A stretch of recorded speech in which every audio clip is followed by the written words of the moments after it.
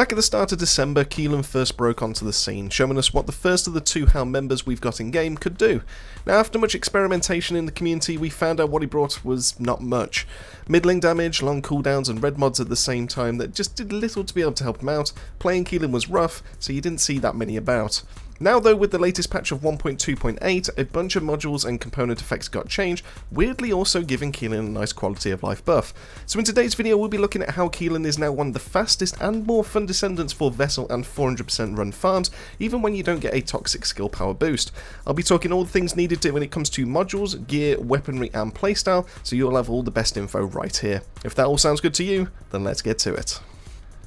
So let's kick things off by having a look at the modules and looking at the kit of Keelan so we can understand what we need to be able to complement with the modules to be able to get the most out of him. Now when it comes to the rest of his kit, in case you've never actually used Keelan before, essentially he has some decent damage abilities, he has some really fast kind of mobile kind of gameplay, but it's just kind of held back by the fact that the cooldowns are so long. Mainly the kind of gameplay loop with this is that you use your skill 1 to be able to apply your acidic decay, which then builds up your acidic infusion. That is your then your special bar that's underneath, similar to like how you can build up electricity or plasma as Inez to be able to get access to your abilities, but whereas Inez doesn't actually fall off, she has no way of being able to lose plasma except for her casting abilities, you actually need to constantly keep on the move with Keelan, otherwise you will lose access to that. Basically the idea is that you apply with skill 1, once you've managed to get a few up, you can then use your dash to be able to do extra damage on top of the enemies that have already been hit by acidic decay, and then once you've managed to get enough back, you can then get access to your skill 3 and your skill 4, and your skill 4 has access to a bit of utility to be able to get you some like up to 3 dashes back on your onslaught, which is going to be your skill 2. Now the main way we're going to be focusing on this build is obviously building into skill power, because this is a skill based Descendant, so we do want to be able to go into damage, but we will try to heavily invest inside of cooldown, because skill 2, as you can see here, has a stack cooldown of 55 seconds. Now this does go up to a maximum stack of 5, but every single dash of yours is going to be needing 55 seconds at base to be able to get down to be able to then cast that ability again. Now obviously we do have skill 4 that's going to be able to give us back some of those stacks, but essentially we want to reduce it down as far as possible so that we can then start being able to dash as freely as possible when we're inside of a level. Now one thing to note with the base when it comes to the base side of Keelan before you start looking at red mods is that if you dash through some of the enemies, you do have a chance of being able to get some of your cooldown back. If you manage to pierce directly through enemies with your dash, you will refund 5 seconds per one that you go through, up to a maximum of 3. So if you manage to get your cooldown of this down to 15 seconds for example, and then you dash through 3 enemies, that dash is completely free. You will have your cooldown back, and then you'll have that stack ready to go to be able to dash through another bunch of enemies.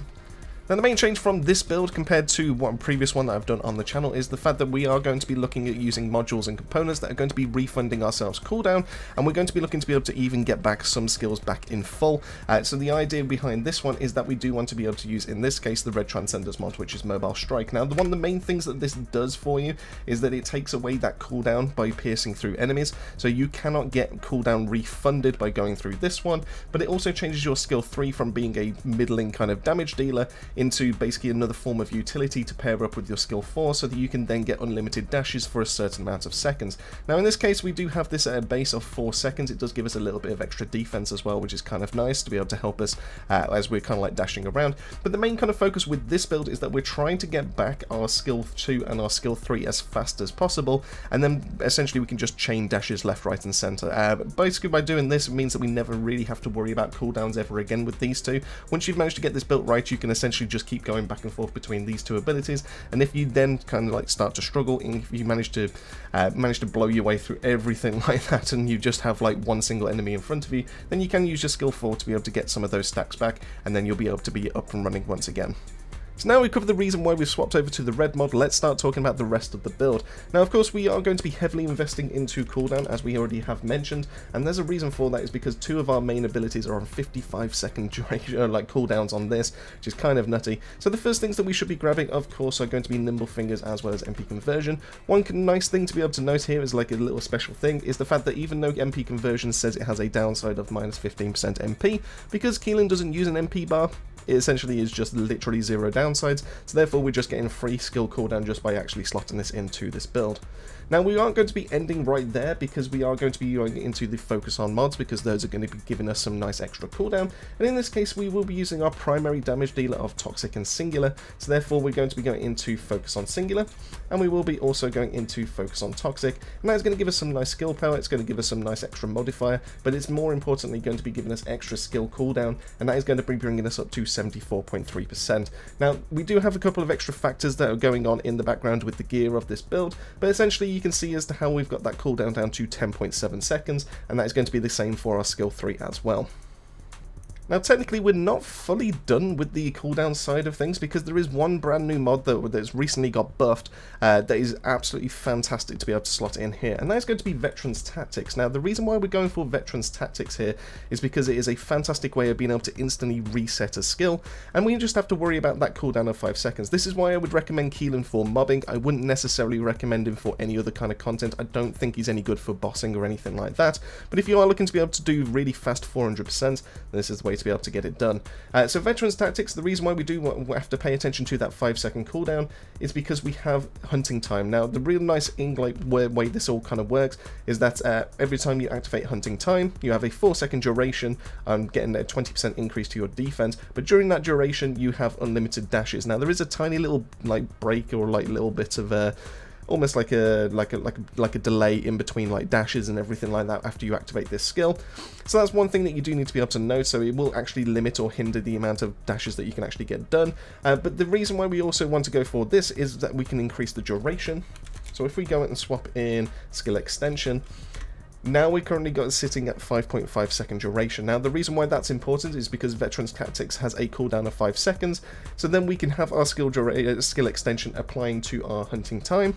And while we're in hunting time, we have a very good chance of being able to either reset hunting time itself, which means that we're then ready to be able to go straight after that duration is finished, or we're resetting extra stacks of our onslaught, and that means that we have even more dashes to be able to go as soon as that duration is finished. So we have some really nice mobility, we have some fantastic ways of being able to refund some cooldown on some of our skills, so it just really is a nice kind of gameplay loop, and you will just find yourself going back and forth between skill 2 and skill 3, activating skill 3, get your free dashes, keep going, and then after that you might use 1 to 2 dashes outside of that, and then you'll be pretty much good to go with your hunting time. And then while you're in hunting time, you'll be constantly refreshing the amount of dashes that you have inside of onslaught. So it's a really nice kind of gameplay loop that essentially just goes on just by putting in one skill extension and just chucking in the brand new Veterans Tactics after it got buffed. Now of course, what would a skill Descendant do if it didn't have any kind of range to be able to go into the abilities? And obviously this is going to make it a little bit more consistent with the amount of enemies we'll be killing at the same time. So just nice and simply, we chuck in a skill expansion. It would have been nice to be able to get even more range in here, but unfortunately we're just kind of a little bit limited in terms of quality of life. So therefore the 92.3% is essentially all we're going to be able to get out of this.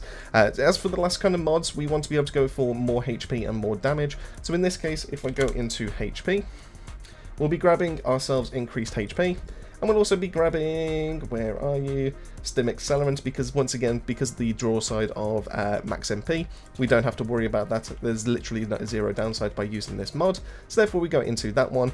And then when it comes to the last one, we want some more skill power. So we will be grabbing Toxic Amplification because he's not a crit-based Descendant. So therefore, this pretty much rounds out the rest of the build. Essentially, we're going as much into skill power and a little bit into modifier as much as possible. We're building up our duration into Veterans Tactics to be able to get hunting time back as fast as possible. We have our our sustain when it comes to increased HP and Stim Accelerant to be able to keep us going. We have our cooldown as low as possible to be able to help us out with all of our skills, and then skill expansion, even more range so that we can actually just wipe the floor, and that's what makes him fantastic when it comes to mobbing.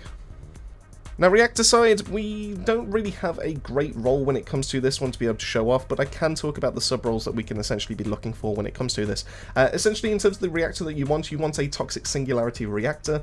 In terms of the optimization condition, in terms of the weapon that you want to be able to get hold, because of the type of damage that we will be inflicting, it doesn't really make too much sense to be able to specifically farm or to be able to implant a specific weapon into this one. Essentially, you can get away with anything. I recommend, if you are going into this, then the best in slot essentially would be Blue Beetle, because that one can actually remove debuffs off of yourself after you're activating all of your skills. To be fair, it's not enough to be able to tell you to go, you specifically have to have a scout rifle mounting, but if you are looking to be able to go into extra speed and things like that, any kind of like small light weapons, so anything like an SMG and handgun would be fantastic. If you're going into weapon cores and things like that, you can go into like sprint speed and things like that, so any other kind of like increases to mobility would be fantastic here. In terms of like the roles though, singular and skill cooldown is probably the best in slot when it comes to it. Cooldown is pretty much the most important stat because that gets some of the stacks down as far as possible, but essentially singular, it gives you the most amount of damage as far as I'm aware, and then if you do manage to get a toxic and cooldown instead, then you can absolutely use that there as well. It's not by much, it's not like massive difference or anything like that, but if you manage to get one of those, you'll be absolutely fine in terms of this kind of build.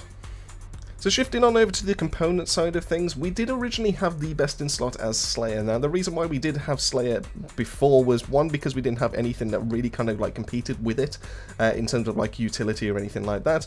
Two, it was a massive amount of increase to the amount of damage you had, it opened up skill power buckets and things like that. And three, the downside of the skill cost didn't really matter too much. The only thing it really offered was that it just kind of took away a little bit more of your custom resource to activate your skill 3 and your skill 4.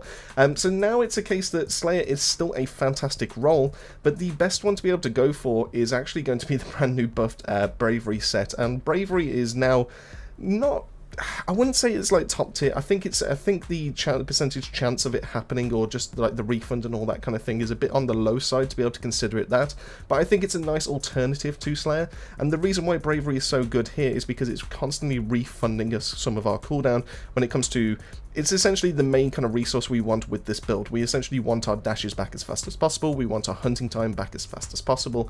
Essentially cooldown is absolutely key when it comes to Keelan, and this set is just offering us that. Now in terms of like the roles when it comes to like max shield, defense and max shield, it's not really offering us the most amount of things, which is why we've had to go into 2 HP modules to be able to actually give him some kind of sustain. So I'm currently hitting it just shy of 9.3k HP with 2 modules. But if it was a case that one of these was a HP, I think he would be absolutely perfect for him in terms of that. I do think that Bravery is the way to be able to go with him, and that is just going to help out the whole of your skill set, and this is why you're able to have those unlimited dashes to be able to run through every single bit of content that currently exists. Now weaponry wise, we did already briefly touch on this when it came to the reactor, so I'll just quickly whiz our way through this. In terms of this, you do kind of want some like light, kind of one-handed, two-handed kind of like small weapons, so things like SMGs like Thunder Cage. Last Dagger is absolutely fantastic currently. Perforator is still a great gun.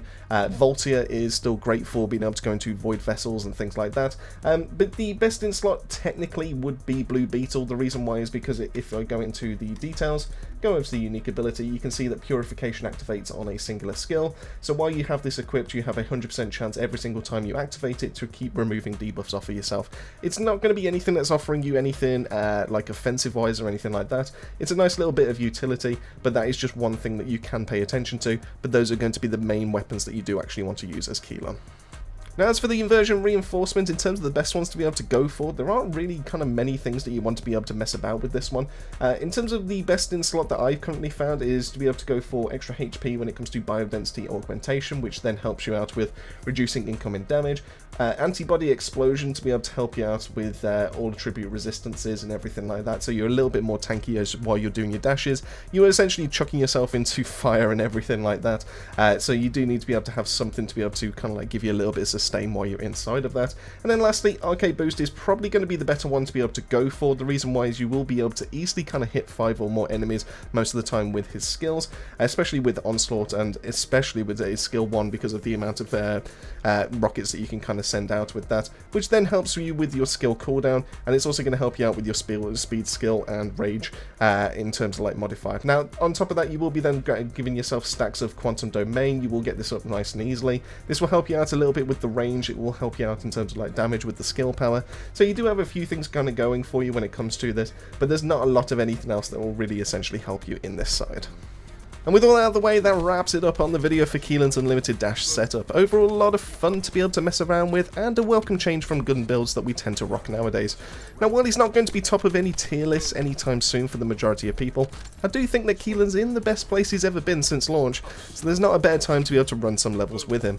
But this is the section I want to hear from you. Are you a fan of Keelan? What buffs would you hope to see for him in the near future? And what are your thoughts on the new module and component changes? Let me know all that and more down below. Massive thank you for making your way to the end of the video. As I always say, keep yourself safe, keep yourselves well, and I'll see you all on the next video.